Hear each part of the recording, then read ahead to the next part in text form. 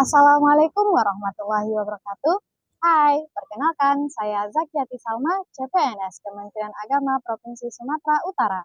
Saat ini saya mengikuti Latsar CPNS 2025 pada angkatan 11 kelompok 3 yang diselenggarakan oleh Balai Diklat Keagamaan Medan. Sekian perkenalan dari saya, terima kasih.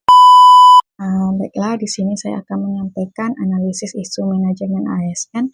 Dalam hal ini berfokus pada mata pelajaran biologi pada pokok bahasan bakteri.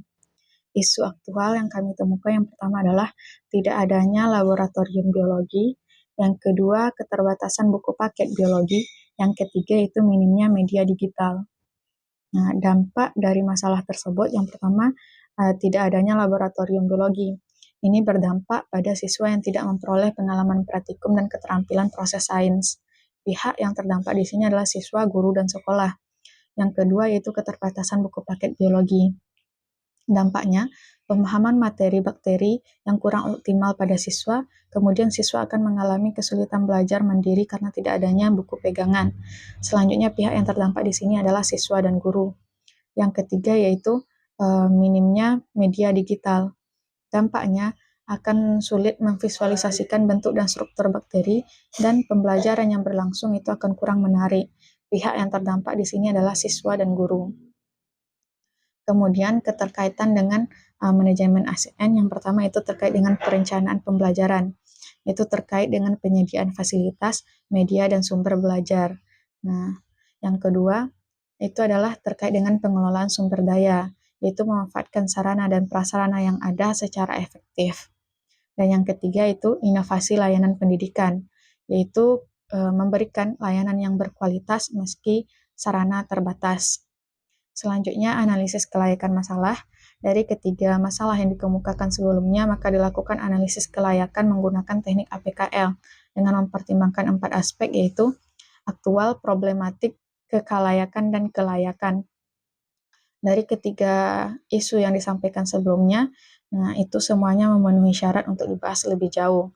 Maka untuk menentukan prioritas dilakukan dengan teknik analisis USG dengan mempertimbangkan 3 aspek, yaitu urgensi, seriousness, dan growth.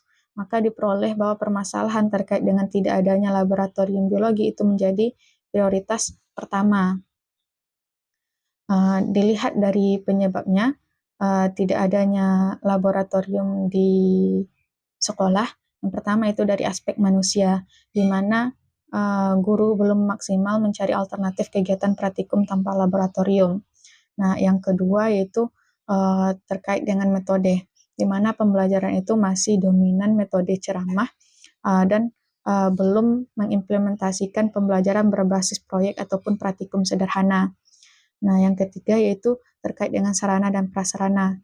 Tidak adanya ruang laboratorium, kemudian alat-alat yang dapat digunakan untuk melakukan praktikum. Selanjutnya terkait kebijakan, yaitu sekolah belum memprioritaskan pengadaan laboratorium. Gagasan atau ide yang dapat dilakukan untuk menyelesaikan masalah di atas, yang pertama adalah dengan memanfaatkan mini lab portable. Nah, jadi dengan menggunakan alat-alat sederhana. Yang kedua adalah media visual yang murah. Jadi dapat dengan membuat alat peraga yang sederhana. Kemudian pemanfaatan praktikum rumah berbasis proyek. Nah, jadi dilakukan praktikum sederhana yang dilakukan oleh anak dengan cara mengamati. Kemudian pemanfaatan HP pribadi guru, yaitu dengan menampilkan video ataupun gambar.